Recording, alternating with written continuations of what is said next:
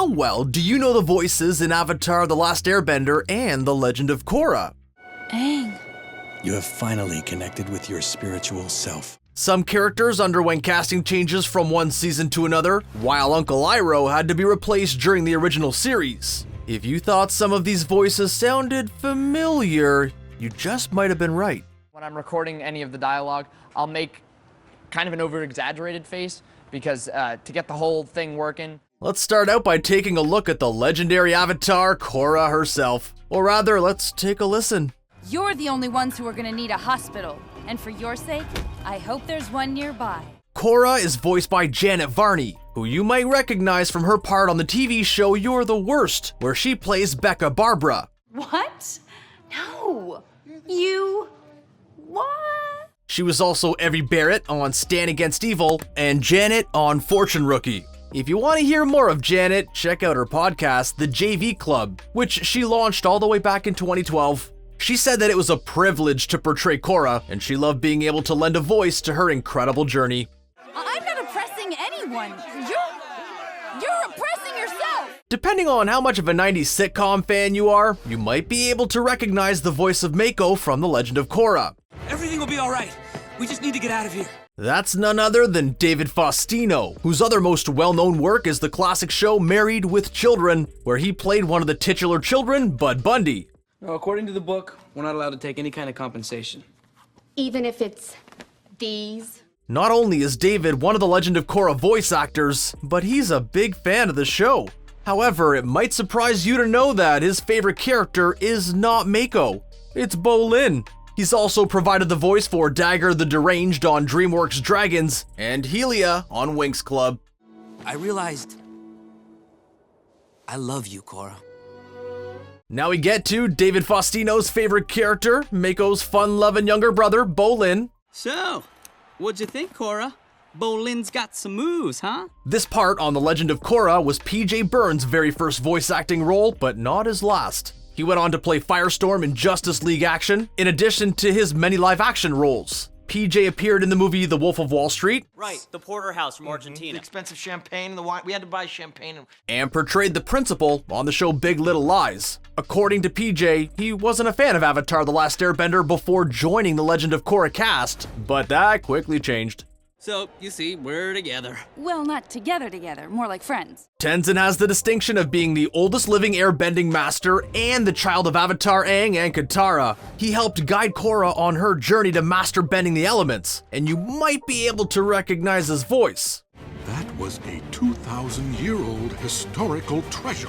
Whoops. Okay, maybe you'd be able to place him better if you could see him pounding his fists on a desk and demanding pictures of Spider-Man. Here's the real blockbuster. Brace yourselves, you might want to sit down. Yes, Tenzin is voiced by J.K. Simmons, who's best known for portraying Daily Bugle editor-in-chief J. Jonah Jameson in the world of Marvel. You might also have seen him as Clyde Pickett in Veronica Mars or counterpart as Howard Silk. Some of his other animated credits include Gene from American Dad and Lenny Turtletop from BoJack Horseman. It's lovely to meet you. Mako told me so much about you. Do you recognize the star behind Asami Sato? Her name is Seychelle Gabriel, and she started out auditioning for a very different role. She tried out for the part of Katara on Avatar The Last Airbender, but ended up voicing Princess Yue on the show instead. And when it came time to join the cast of Legend of Korra, she also didn't get her first choice, since she was hoping to play Korra herself. Outside of the Avatar universe, Seychelle played Lara on Sleepy Hollow and Lords on Falling Skies. I know it sounds weird to say this, but I'm really glad I hit you with my moped. Saying that Lin Beifong didn't start out as Korra's biggest fan is a little bit of an understatement. Just because the city's throwing you this big to-do, don't think you're something special. Lin is voiced by Mindy Sterling, whom you might recognize from the Austin Powers films where she played Frau. She's also Elder Annabelle in a series of unfortunate events and Pam on Blackish. Okay, you can show yourselves. Let's talk about the person behind Tenzin and Pema's oldest daughter, Jinora. I know how to check it out without being caught. I can project my spirit into it. We have to say, Chilling Adventures of Sabrina star Kiernan Shipka does have a pretty distinctive voice. But my, how quickly you turn on your false god.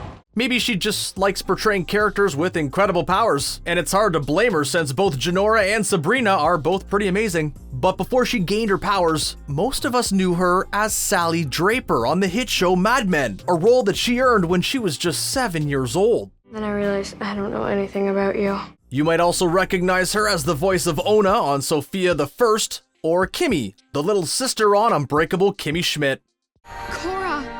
I know where Korra is! Long before there was Korra, there was Avatar Aang, who fought to unite the nations, although he did find some time for fun along the way. Will you go penguin sledding with me? In Avatar The Last Airbender, Aang was voiced by Zach Tyler Eisen, who recorded most of his character's dialogue from his home in Connecticut via satellite. Although The Last Airbender is his most well-known work, he's also lent his voice to many other animated characters. He was Pablo in The Backyardigans, Andrew Mulligan on Little Bill, and appeared in an episode of Dora the Explorer as Little Red Fish. The Legend of Korra took place 70 years after the events of Avatar The Last Airbender, and during that time, Aang grew up, had a family, and eventually passed on. So when an older Aang reappeared, he needed a new voice. Hello, my son. Adult Aang is portrayed by D.B. Sweeney, who played Larry on the sitcom 2.5 Men, and was Doug Dorsey in the film The Cutting Edge. It's not magic, it's water bending. In the original series, Katara was voiced by Mae Whitman, who was also the star behind The Painted Lady and Lu Ten. If you don't recognize her voice, Have you ever smelled your dirty socks?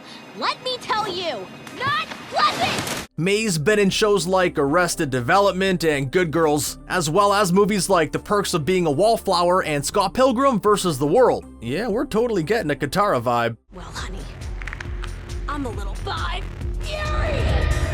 Mae captured a young Katara, but for The Legend of Korra, the character was replaced by a different actor. I can help guide your healing process, but whether you get better or not is up to you. Older Katara was played by Eva Marie Saint, who's appeared in many classic films such as Alfred Hitchcock's North by Northwest and Elia Kazan's On the Waterfront. Right, and this is Katara, my flying sister. Katara is an incredible waterbender, but dealing with her brother Sokka definitely helped to teach her the art of patience. Yeah, an ancient art unique to our culture, blah, blah, blah. Not only did Jack DeSana provide the voice for Sokka, but he's the reason for Sokka's lively personality. According to Avatar The Last Airbender co-creator Brian Konietzko, the character was much more low-key until Jack showed up full of ideas and improvisational skills. Jack also showed off his sense of humor on All That, and appeared in shows like The Dragon Prince, 100 Things to Do Before School, The Treasure of Alfred McSorley, and Battleground. And adult Sokka only appears in a flashback during The Legend of Korra, and for this appearance, he was voiced by Chris Hardwick. I once bested a man with my trusty boomerang who was able to firebend with his mind. While you won't hear much of his voice in the series, you can hear a lot more of it on shows like The Talking Dead and The Wall. You're the Airbender? You're just a child. Well, you're just a teenager. We all know Zuko had one of the best character arcs in The Last Airbender, so let's take a look at the face behind the voice. 3 years ago today, I was banished. I lost it all.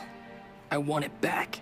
Dante Bosco is the voice of Zuko, and an admitted Zutara shipper. He and Katara voice actress Mae Whitman both worked on American Dragon Jake Long as love interests Jake and Rose, respectively. You might also know Dante from Camp Camp, Hook, or the narrator for Star Wars Galaxy of Adventure. When we saw a young Zuko in the episode Zuko Alone, he was voiced by Elijah Runcorn, who appeared in Crazy Love as Bobby. Like many of the original Last Airbender characters, Zuko was voiced by someone else in the sequel series. We still don't know how many Red Lotus members might be out there, hiding. That's the iconic voice of Bruce Davidson, who played Senator Kelly in the X-Men movies and Stuart on The Fosters. What are you doing? I'm mugging you! With that stance? What? Sweet Uncle Iroh was portrayed by legendary voice actor Mako Yo Matsu. Leaves from the vine, falling so slow. He voiced many characters over the years, including Aku from Samurai Jack and Splinter in the TMNT movie. Sadly, he passed away during Book 2 and was replaced by Greg Baldwin, who also took over as Aku. Ever since I was put in here, you have been very kind to me. Although Greg does an admirable impression of Mako's voice, he refuses to sing Leaves from the Vine because Mako's rendition is just too perfect to touch. I poured your tea because I wanted to. Toph Beifong may be one of a kind, but she's had 3 different voice actors. So what's your strategy for taking him down? Gonna get your glow on and hit him with a little Avatar state action? There's Michaela Jill Murphy, also known as Jessie Flowers, who played young Franny in Meet the Robinsons, Cha-Cha in The Emperor's New School, and Suyin Beifong in The Legend of Korra. Despite the years passing after The Last Airbender, some nicknames are just hard to shake. Fine. Follow me, Twinkle Toes. That's the voice of Kate Higgins, who was Aurora in Ralph Breaks the Internet, and Sakura in Boruto Naruto Next Generation. Last but not least, there's this Toph. Nice to see you again, Twinkle Toes. She's voiced by Felice Sampler, who voiced Mimi in Digimon Adventure, and Key in Sword Geia, the animation. You mean you haven't guessed? You don't see the family resemblance? Although Azula is this star's favorite character to voice, she's far from her only one. I will not hesitate to bring you down. Grey Delisle, also known as Grey Griffin, also portrayed other Last Airbender characters including Michi, Ta-Min, and Kaya, just to name a few. In The Legend of Korra, she played Ming Hua as well as some other minor roles. Outside of the franchise, she's known as Daphne Blake in Scooby-Doo and Guess Who, and Selena Kyle in the video game Batman: Arkham City. So let's take a moment to appreciate our animal friends like Appa, Momo, Naga, and more. All of the animals in both series are voiced by Dee Bradley Baker, who provides a wide variety of sound effects for our favorite creatures. He also plays an animal on the show American Dad, although Klaus the fish does talk. America's favorite German fish. You also might recognize him as Perry the Platypus on Phineas and Ferb. Which voice actor's performance is your favorite? Would you change up any of the casting choices if you could? Share your thoughts and opinions with us and your fellow fans in the comments section below, and don't forget to click on the subscribe button for more new videos from us here at The Things. Thanks for watching.